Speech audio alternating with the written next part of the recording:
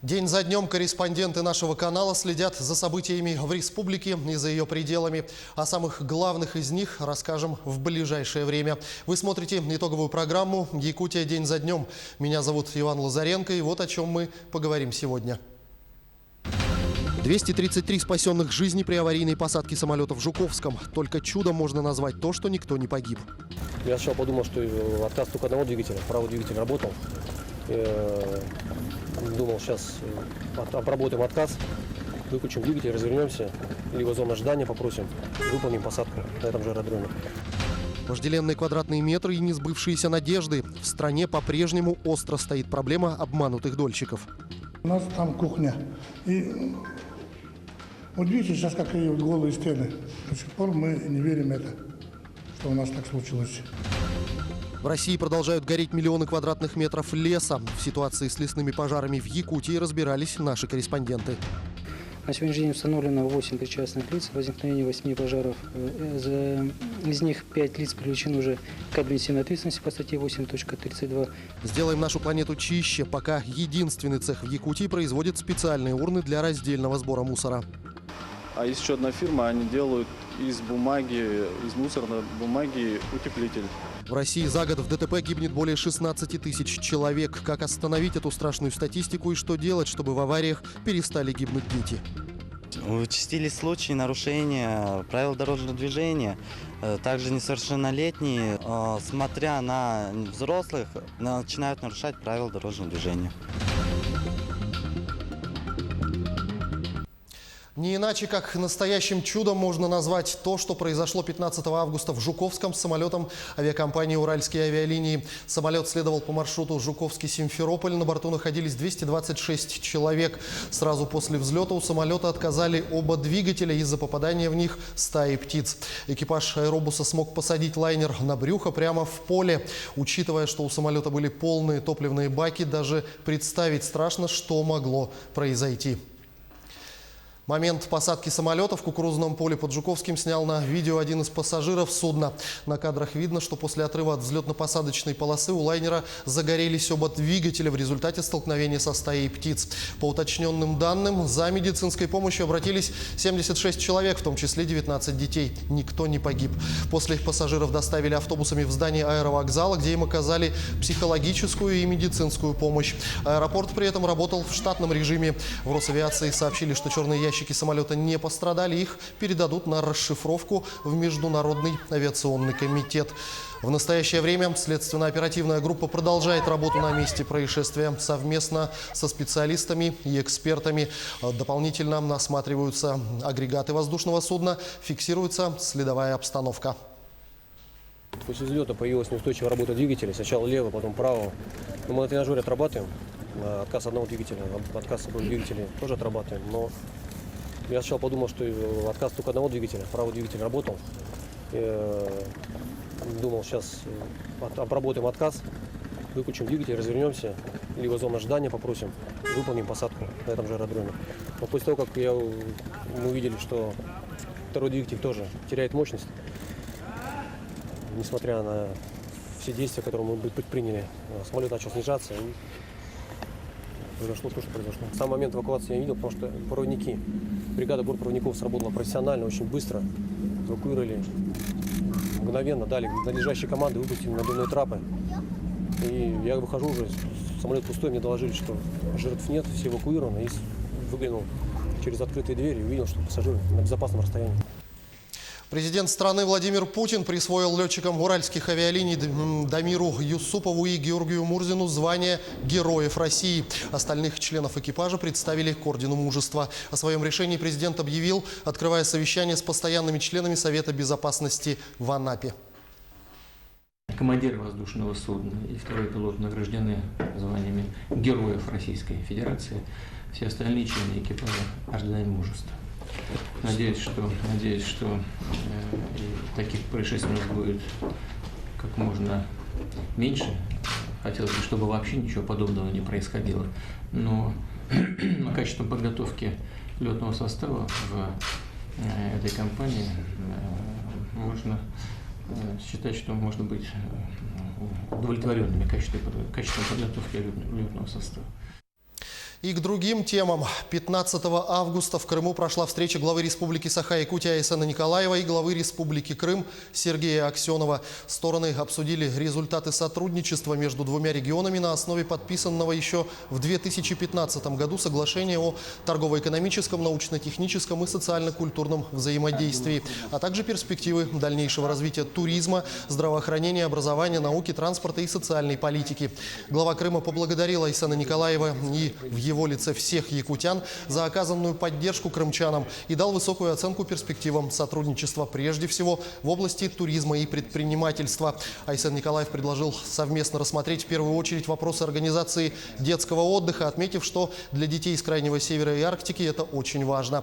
Второе направление, которое глава Якутии считает очень важным и очень нужным, это поставка сельхозпродукции, изготавливаемой в технопарках Крыма. Фрукты, овощи подвержены специальной длительной обработке, которые хранятся месяцами, сохраняя свой вкус. В Якутске дольщики сами достраивают многоквартирный дом вместо застройщика-банкрота. Несмотря на все принимаемые государством меры по защите прав обманутых дольщиков, эта проблема все еще очень остро стоит, в том числе и в нашей республике. О ситуации на рынке жилья расскажет Саргылана Захарова. Еще 2 года тому назад здесь должны были прозвучать первые слова поздравления с новосельем, начаться ремонт, и уже сегодня дом бы кипел полной жизнью. Но сейчас вместо красивых обоев голые стены со штукатуркой, а на полу толстые слои пыли. Вячеслав Васильев вступил в долевое строительство еще в 2014 году. Одним из первых участников этой стройки. Собрали с супругой все свои накопления, внесли в банк первоначальный взнос, оформили ипотеку. Планировали новый 16-й год встретить в новой квартире. Но ни тогда, ни через год справить новоселье так и не удалось. Как бы дочка с супругой, с детьми жили бы здесь, все нормально. Там здесь как бы была бы ихняя гардеробная, точнее, была бы быть. И у нас там кухня. И вот видите, сейчас какие вот голые стены. До сих пор мы не верим в это, что у нас так случилось. И не поверили бы даже, если бы тогда, еще в 2014-м, кто-нибудь сказал, что останутся в итоге без квартир и без денег. Застройщик всегда был дружелюбным, держал в курсе всех событий, но ближе к сроку сдачи объекта один за другим начали сыпаться отговорки. Подписывать доп. Соглашение просил застройщик. Обещали предчистовую отделку в квартирах, если не будет претензий к застройщику именно по срокам. Были письма о том, что сваи не промерзли, грунт не промерз, ну, такие моменты. А в конце прошлого года Монолитстрой и вовсе признали банкротом. Весной дольщики решили взять ситуацию в свои руки. Дом на высокой стадии готовности, а значит шанс на завершение работ есть. Создали кооператив. Теперь ждут передачи объекта в их ведении по букве закона. В этом году мы намерены завершить строительство первой очереди за счет выделения субсидий жилищно-строительному кооперативу, созданному обманутыми дольщиками, и заселить объект до конца текущего года. К сожалению, обманутых дольщиков в России становится больше. Только к началу этого года их число достигло 38 с лишним тысяч человек. Масштабы велики. В правительстве решили бороться с проблемой кардинально. Долевое строительство с этого года канет в лету. В июле вступил в полную силу 214-й федеральный закон. Теперь средства граждан, которые привлекаются в строительство, будут храниться на специальных эскроу-счетах. Вплоть до полной передачи жилья дольщикам. А значит, во время самого возведения домов застройщикам придется использовать либо собственные деньги, либо кредитные средства. А это, в свою очередь, ведет к неизбежному удорожанию квадратного метра. Застройщику приходится брать кредит, соответственно, вот эти процентные ставки он должен включать в стоимость своего квадратного метра. Кроме того, при переходе на эскроу-счета у нас количество застройщиков, естественно, уменьшается, потому что уже на рынке не будет места для таких мелких застройщиков, какие у нас были. Получается палка о двух концах. С одной стороны, деньги граждан будут надежно защищены. С другой, прогнозы по росту цен не самые оптимистичные. Многие застройщики уже почти с прошлого года начали потихо поднимать цены. Считаясь с прошлого года, почти за год у нас процентов на 5-7% увеличилось за квадратный метр на новостройках. Поэтому мы вот в этом году тоже наблюдали повышение цен на вторичный рынок. То есть, соответственно, если цена на новостройки растет, то на вторичном последующем тоже начинает расти. И, как считают эксперты, рост продолжится вплоть до самого Нового года. Остается только строить предположение, сколько же будет стоить квадрат, когда застройщики окончательно перейдут на проектное финансирование. Но эти последствия были вполне предсказуемы. Нивелировать разницу планируют за счет понижения ставок на ипотечное кредитование. Так, самая низкая ставка на сегодня субсидированная 5%. Оформить ее могут молодые семьи с 2 и более детьми. При рождении второго ребенка в прошлом году льгота распространялась в течение 3 лет. Оплата ипотечного кредита при рождении третьего ребенка в течение 5 лет. С апреля текущего года внесены изменения в механизм реализации. И вот сама льгота она распространяется в течение всего срока действия ипотечного кредита.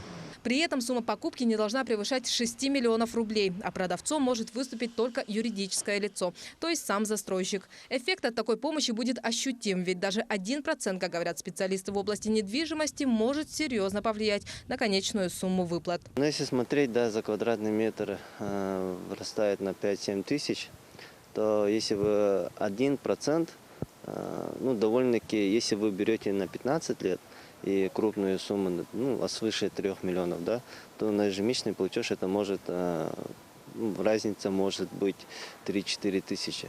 То есть, если сложить это в год, ну, довольно-таки хорошая сумма выходит. Таким образом, пренебрегать даже мельчайшей разницей в ставке ипотеки не стоит, а взамен не самому приятному росту цен придет уверенность в завтрашнем дне. Главное, чтобы цена этой уверенности была по карману россиянам. Сарглана Захарова, Григорий Охлопков, Якутия. День за днем. 13 августа в столице республики прошла окружная конференция саморегулируемых организаций Дальневосточного федерального округа. Что обсуждали на конференции, какие перспективы открываются у строительной отрасли в целом, мы поговорим сегодня с гостями нашей студии. Это генеральный директор Ассоциации саморегулируемых организаций «Союз строителей Якутии» Айхал Габышев и председатель коллегиального совета Ассоциации саморегулируемых организаций «Союз строителей Якутии» Михаил Охлопков. Айхал Иванович, Михаил Филиппович, здравствуйте. Здравствуйте. Ну и, наверное, первый вопрос. Чем занимается Ассоциация строителей Якутии? Ассоциация «Союз строителей Якутии» была основана в 2009 году. В этом году, в ноябре, мы отмечаем свое десятилетие. Мы являемся самой крупной СРО в сфере строительства в Дальневосточном федеральном округе. Мы сегодня объединяем всех строителей нашей республики, Чукотского автономного округа и Магаданской области. И входим в 5 надежных СРО Российской Федерации в сфере строительства. Мы защищаем законные права и интересы наших компаний.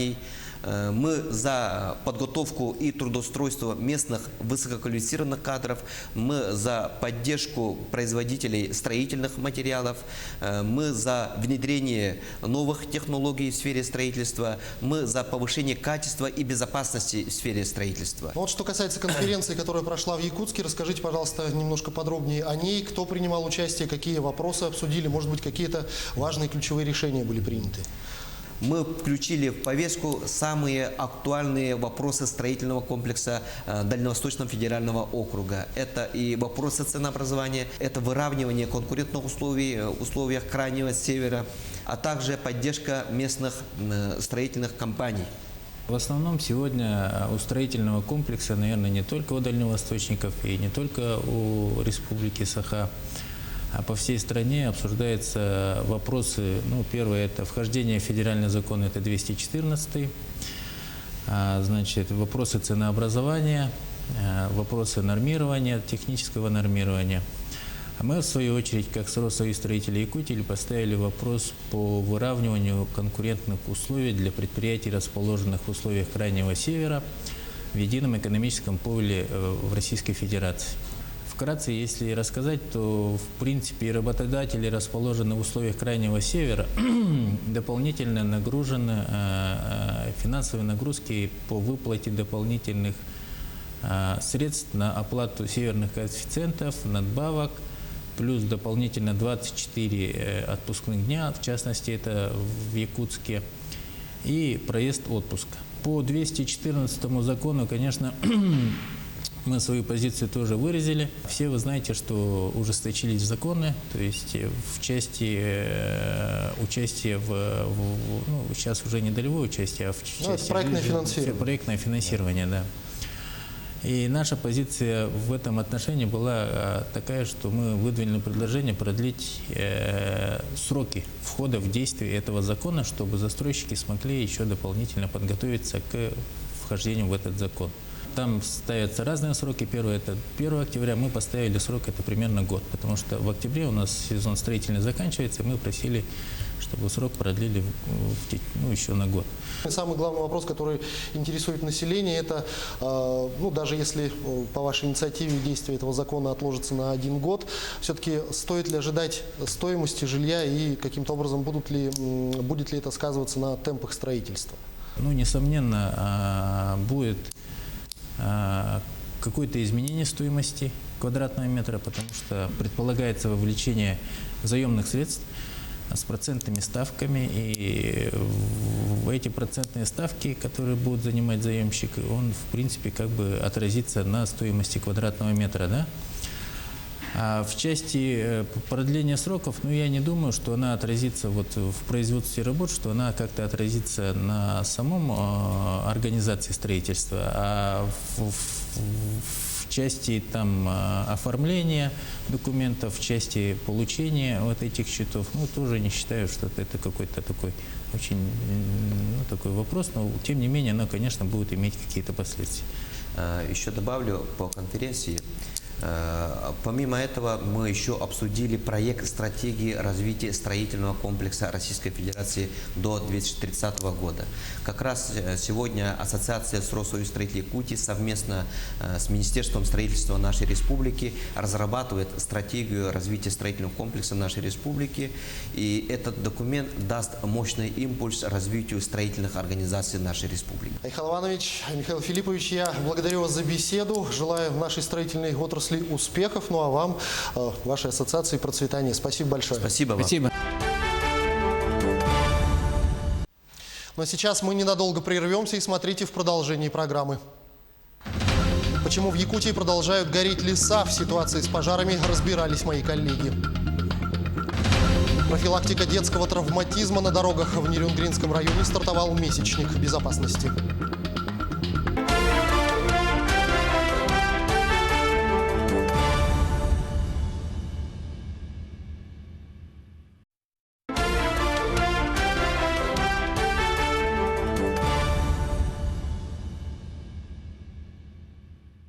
Мы продолжаем программу. Минприроды России направила в правительство свои предложения по усилению борьбы с лесными пожарами. Одно из основных предложений касается зон контроля лесных пожаров. Это территории, где природные пожары можно не тушить, если расходы на это превышают ущерб, который может нанести пожар. В настоящее время главы регионов принимают решение, тушить пожар в таких зонах или нет. Минприроды предлагает передать эти функции с регионального уровня на федеральный. В текущем году фиксировались случаи необоснованного принятия решение о нетушении пожаров в лесах рядом с особо охраняемыми природными территориями, что оборачивалось угрозой для уникальных природных территорий. Ситуацию с лесными пожарами в нашей республике изучила Сусана Рожина. Площадь лесных пожаров в этом году приближается к 3 миллионам га. Такая же площадь была охвачена огнем в прошлом году. Но следует отметить, что это всего лишь 1% от всей площади лесов Якутии. Ну а наименьшее количество лесных пожаров было в 2016 году – 151 пожар на площади 17 тысяч га. Что же является основной причиной лесных пожаров у нас в республике? Наверное, природные катаклизмы. В Якутии, скорее всего, климатические условия. А в Амурской области, я сам знаю, там поджоги, там лесное браконьерство, а у нас жара. Возгорание в лесах, солнце, наверное, природное явление только. Это не человеческий фактор, это в основном сухие грозы, это 95%, по-моему. Безалаберность людей, отдыхающих. Как утверждают в правительстве и МЧС, основной причиной являются все же сухие грозы, а не человеческий фактор. В республике Саха-Якутия это больше от грозовых разрядов пожары. Порядка 10% это, конечно, человеческий фактор. Остальное это практически все грозовые разряды. Есть, конечно, линии электропередач, которые из-за порывов ветров обрываются и возникают тоже пожары. Но порядка 85% это все грозовые разряды. Как мы видим, в Якутии черных лесорубов нет, и виной в большинстве все-таки сухие грозы. Но правоохранительные органы все-таки выявляют и оштрафовывают людей, по чьей вине происходят лесные пожары. Прокуроры проводят тщательную проверку по каждому факту лесного возгорания, и виновные привлекаются вплоть до уголовной ответственности и крупным штрафом. На сегодняшний день установлено 8 причастных лиц, возникновение 8 пожаров. Из них 5 лиц привлечены уже к административной ответственности по статье 8.32 Кодекса Российской Федерации об административных нарушениях с наложением штрафа на сумму 21 тысяча рублей. Это у нас Амгинский, Верхоянский, Усьмайский, Верхоянские районы, ну и другие. Но только ли это является причинами лесных пожаров? Многие специалисты и эксперты сходятся во мнении, что одной из главных причин пожаров является запрет проведения сельхозпалов. От этого страдает и сельское хозяйство, так как нет хорошего травостоя, и сухая трава способствует возникновению пожаров на сельхозугодьях, которые напрямую угрожают населенным пунктам. Правительство Якутии неоднократно обращалось к федеральному правительству разрешить контролируемый сельхозпал.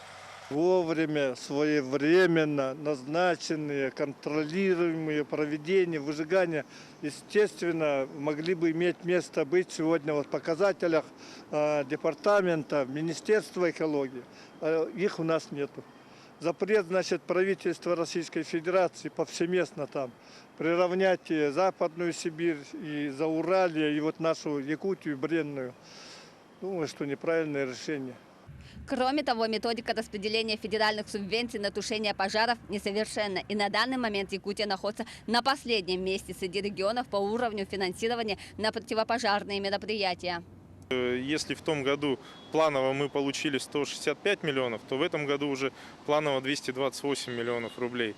То эту работу мы дальше также будем продолжать. И я бы даже хотел отметить, что вот с учетом той обстановки, которая сложилась в 3 регионах, председателем правительства Российской Федерации поручено вообще все подходы пересмотреть и к методике, и к зонам контроля пересмотреть, и вообще чего не хватает для того, чтобы тушить планово, тушить нормально лесные пожары, а не где-то возможно их закрывать из-за того, что лесопожарных формирований не хватает, средств на тушение не хватает, средств на мониторинг не хватает. Вот полностью всю эту систему пересмотреть, что сейчас и делается Министерством природных ресурсов и субъектами. Нами уже направлен ряд предложений в адрес Министерства природных ресурсов Российской Федерации, которые, я думаю, тоже будут учтены.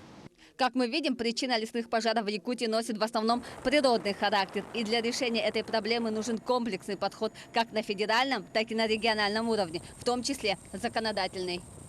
Сусанна Рожина, Семен Семенов, Григорий Охлопков, Якутия. День за днем.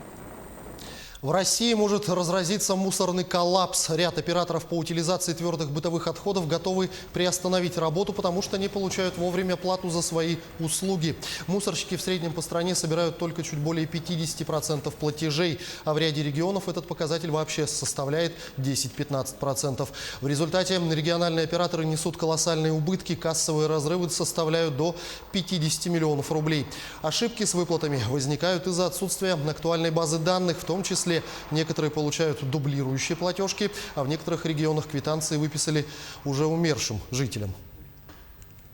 Тем временем все больше якутян переходят на раздельный сбор мусора. В столице региона работает пока единственный цех в Якутии по производству специальных урн. С 2018 года предприятие изготовило около 40 штук. Их можно увидеть в крупных компаниях города, детских учреждениях. Как делают эти урны и каковы планы компании, узнавала Анастасия Кобзева.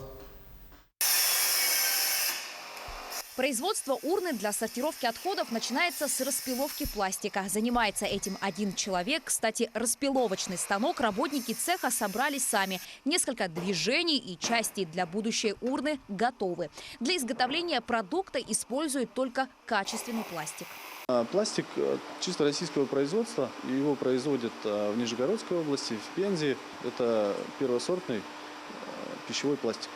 Качественный? Да, качественный, да. То есть он не выделяет никаких запахов, не впитывает никаких запахов. Сразу после начинается сборка самой урны и вкладышей. С помощью специального аппарата, экструдера, мастер запаивает куски пластика. Мы даем время ему немножко остыть, потому что он горячий, сразу его снимать нельзя. После этого высверливаем чтобы руками их доставать легче было для пальцев, отверстия для пальцев. Вот так вот выглядит урна для раздельного сбора мусора на завершающем этапе. Осталось сделать крышку, нанести наклейки, а сразу после она отправится в столичный детский сад. Ведь хорошие привычки нужно прививать с раннего детства. Я делаю уже, конечная, это крышка для урны 4-секционной. Выпиливаем отверстия под разные виды отходов. Клеим соответствующие наклейки. Чтобы сделать одно такое изделие, понадобится целый день. Сколько в ней будет секций, цвет, размер – зависит от заказчика. В компании производят и морозостойкие урны. Обычно они черного цвета и способны выдержать даже 60-градусный мороз. В дальнейшем цех планирует производить до 15 урн в месяц. Главное, что спрос есть. В регионе работает ряд компаний по переработке отходов.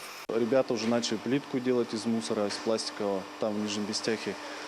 А есть еще одна фирма, они делают из бумаги, из мусорной бумаги утеплитель. Поэтому спрос на мусор есть в качестве сырья. Уже через 5 лет в Якутии планируют обрабатывать, только вдумайтесь, не менее 60% мусора. Поэтому уже сейчас нужно задуматься о раздельном сборе отходов. Ведь от этого зависит наше будущее. Анастасия Кобызева, Григорий Хлопков, Якутск. Ежегодно в России погибает 2 300 000 человек. Причин смертей довольно много, однако большее внимание уделяется тем из них, которые произошли в результате аварии. Число погибших в ДТП в России в 2019 году составляет уже более 16 000 человек. Скоро во всех школах прозвенит первый звонок, а значит, госавтоинспекторы усиленно начали подготовку к детскому травмоопасному сезону на дорогах. Чтобы снизить количество ДТП с участием школьников на дорогах, в Нерюнгринском районе регулярно проводятся рейды и профилактические мероприятия. Какие именно, расскажет моя коллега Александра Цыбикова. На сегодняшний день на территории Нерюнгринского района зарегистрировано 16 ДТП, в которых получили ранения различной степени тяжести 24 человека. И 8 погибло, среди которых были несовершеннолетние. И так как приближается начало учебного года, которое наряду с летними месяцами по статистике относится к одному из самых неблагополучных периодов по числу автоаварий с участием детей, сотрудниками ГИБДД по Нерюнгринскому району было организовано профилактическое мероприятие под названием «Внимание, дети». Профилактического мероприятия «Внимание, дети», второй этап, который будет длиться с 15 августа 2019 года по 15 сентября 2019 года.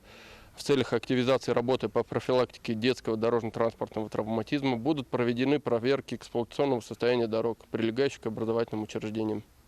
Изучение основ в игровой форме – самая доходчивая форма обучения для ребенка. Поэтому сотрудники ГИБДД совместно с социальным проектом «Наш двор» на базе второй гимназии провели квест по правилам дорожного движения. Дети бегают по станциям, отгадывают загадки, задачи, решают именно задачи именно по правилам дорожного движения. Сегодня участвуют 5 школ, разновозрастные. Это 3-й сезон по Нерюнгринскому району, 2-я школа, 2-я гимназия, 1-я школа, 18-я школа и 15-я школа. Дети разного возраста, с 1 по 5 классы детки у нас. Период адаптации детей с началом школьных занятий требует пристального внимания. Дорожное происшествие с ребенком означает то, что взрослые где-то не досмотрели, чему-то не научили или же личным примером показали, что можно нарушить закон дороги. Участились случаи нарушения правил дорожного движения. Также несовершеннолетние, смотря на взрослых, начинают нарушать правила дорожного движения. Основная цель этого мероприятия – научить детей соблюдать правила дорожного движения и учить этому и других детей. С чего же начинается безопасность детей на дороге? Со своевременного обучения простейших правил дорожного движения, умению ориентироваться в дорожной ситуации, быть дисциплинированным на улице, осмотрительным и осторожным. Я узнала, что нельзя переходить на красный свет и нельзя играть в мяч возле дороги. Я узнал о правилах дорожного движения. Я их буду соблюдать. В летний период профилактическая работа госавтоинспекции с детьми не останавливается, а продолжается в летних оздоровительных и пришкольных лагерях, детских площадках и образовательных учреждениях города. Наш отряд – комета! Наш девиз – у кометы! Сотрудники ГИБДД напоминают детям о правилах безопасного поведения на территории дворов, передвигаясь по которым необходимо обязательно осматривать проезжую часть, быть особенно внимательным во время движения на роликах, самокате и велосипеде. С целью обеспечения адаптации детей в связи с началом учебного года будут выставлены дополнительные посты патрулирования в местах, расположенных наиболее приближенных к образовательным учреждениям, учреждениям дополнительного образования. Также будут проводиться массовые мероприятия по выявлению нарушений водителями транспортных средств правил перевозки детей. Также сотрудники госавтоинспекции напоминают юным участникам дорожного движения о необходимости убедиться в безопасности перехода проезжей части и эффективности применения световозвращающих элементов, делающих пешеходов заметными в темноте. Также вечером в городском парке имени Чиряева будет проведена акция «Лента безопасности», где также совместно с участниками соцпроекта «Наш двор» сотрудники ГИБДД будут раздавать световозвращающие ленты прохожим и объяснять, как они работают. Александра Цыбикова, Захар Головин, Нерюнгри. Вы смотрели программу «Якутия. День за днем». Именно такой была эта неделя. Корреспонденты нашего канала продолжают следить за развитием событий. Для вас в студии работал Иван Лазаренко. До встречи в эфире.